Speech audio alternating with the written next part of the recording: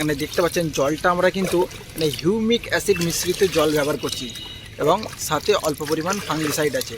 কারণ আমরা root pruning করেছি, রুট প্রুনিংয়ের পরে গাছের একটু ধকল হবে, তাই এটা খাবারটা দিয়ে দিলে এই। Hello friends, glossy garden YouTube চ্যানেলে আপনাকে আর একবার স্বাগত জানাই। বন্ধুরা, আজকের ভিডিও টাইটেল আর থাম্বনেল দেখে বুঝে গেছেন আজকে আমরা কোন বিষয়ে আলোচনা করব। আজকে গরমের একটা জনপ্রিয় ফুল গাছ গন্ধরাজ, এই গন্ধরাজ ফুল গাছের কীভাবে যত্ন পরিচর্যা করলে আমরা প্রচুর পরিমাণে আগামী যে গ্রীষ্ম আসছে প্রচুর পরিমাণে ফুল পাবো, সেই নিয়ে আজকের ভিডিও। প্রথমে বলি, এই গাছকে আমরা প্রুনিং করে দেবো। প্রুনিং কীভাবে করতে হয় আমরা সকলেই জানি যে এই গাছটা আমার একটা পুরাতন গাছ, অনেক দিনের গাছ, দীর্ঘদিনের গাছ। গাছটা দেখুন, গাছটাকে আমি দীর্ঘদিন রিপোর্টিং করে নিই। পুরাতন টবেই ছিল বা একটা বালতিতে। গাছের নিচের এটা দেখুন কাণ্ডটা কতটা মোটা হয়েছে। এই গাছগুলো একটু রুট বাউন্ড পছন্দ করে, তাই প্রত্যেক বছর রিপোর্টিং করার কোনো প্রয়োজন নেই। 2 বছর 3 বছর অন্তর করতে পারেন। এটা আমার 3 বছরের গাছ, আমি 3 বছর পর করছি। টবটা ফেটেও গেছে। এই গাছটাকে আমরা যদি এখন সঠিক পরিমাণে যত্ন পরিচর্যা করতে পারি তাহলে প্রচুর পরিমাণে ফুল পাবো। মূল কথায় আসা যাক। এবার আমরা কী করবো, প্রুনিং।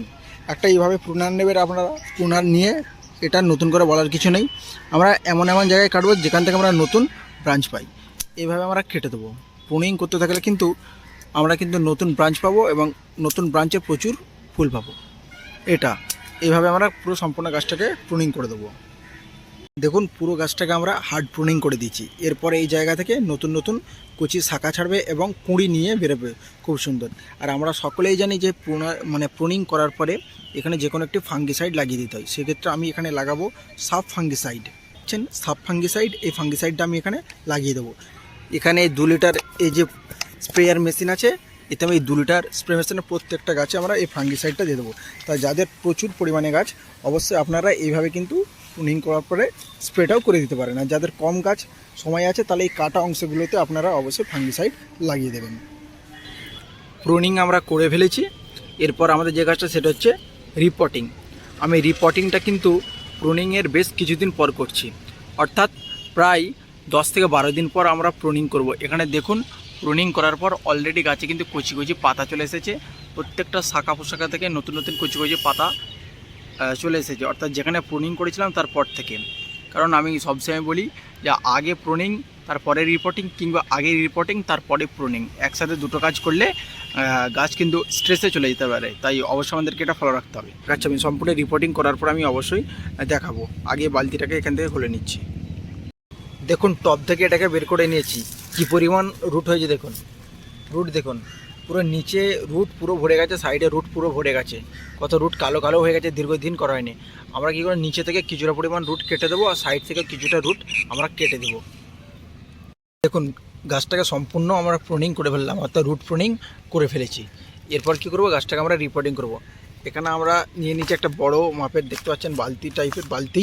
এই বালতিতে আমরা গাছটা বসাবো। এখানে ড্রেনেজ ব্যবস্থা আগে থেকে আমি করে রেখেছি। প্রথমে যেভাবে যে কোনো স্টোন চিপ বা সিন্ডার দিতে হবে, তারপরে উপরে লাল মোটা দানার বালিটা দিয়ে আমি এখানে করে রেখেছি, যাতে ড্রেনেজ ব্যবস্থা খুব ভালোভাবে হয়। এরপরে আমরা কী করে, এখানে একটা আদর্শ মাটি ব্যবহার করছি। এই মাটিতে কি আছে, এই মাটিতে আছে 50% এমনি গার্ডেন সয়েল, আর আছে 25% আছে সাদা বালি, আর আছে 25% গোবর সার। এই 3টে রেশিওতে মাটিটা তৈরি করা যায়, আর কিছু নয়। এই মাটিতে গাছটাকে আমরা রিপোর্টিং করে দেবো। অবশ্যই আমরা রিপোর্টিং কী করে করতে হয় জানি, সেভাবে রিপোর্টিং করে দেবো। আপনারা এছাড়াও মাটিটাকে এভাবেও করতে পারেন, 40% মাটি, 40% সাদা বালি আর 20% গোবর সার। তো সাদা বালির পরিবর্তে আপনারা লাল বালিটাও ব্যবহার করতে পারেন, কোনো অসুবিধা নেই। তবে সাদা বালিতে বেশি ভালো গাছ হয়, যেহেতু এটা পলি মাটি, এতে গাছটা আরও ভালো হয়। দেখুন বন্ধুরা, সম্পূর্ণ গাছটাকে আমরা রিপোর্টিং করে ফেলেছি। কী সুন্দরভাবে রিপোর্টিং আছে। এরপর আমরা কী করবো, অবশ্যই রিপোর্টিংয়ের পর আমরা জল দেবো। আমরা এখানে যে জলটা ব্যবহার করব, সেখানে দেখতে পাচ্ছেন জলটা আমরা কিন্তু হিউমিক অ্যাসিড মিশ্রিত জল ব্যবহার করছি এবং সাথে অল্প পরিমাণ ফাঙ্গিসাইড আছে। কারণ আমরা রুট প্রুনিং করেছি, রুট প্রুনিংয়ের পরে গাছের একটু ধকল হবে, তাই এটা খাবারটা দিয়ে দিলে, এই হিউমিক অ্যাসিড এবং যে কোনো ফাঙ্গিসাইড মিশ্রিত জলটা দিয়ে দিলে কিন্তু আমাদের গাছ ঠিকঠাকভাবে দাঁড়িয়ে যাবে। অবশ্যই আমরা এই হিউমিক অ্যাসিডগুলো জলটা দিয়ে দেবো।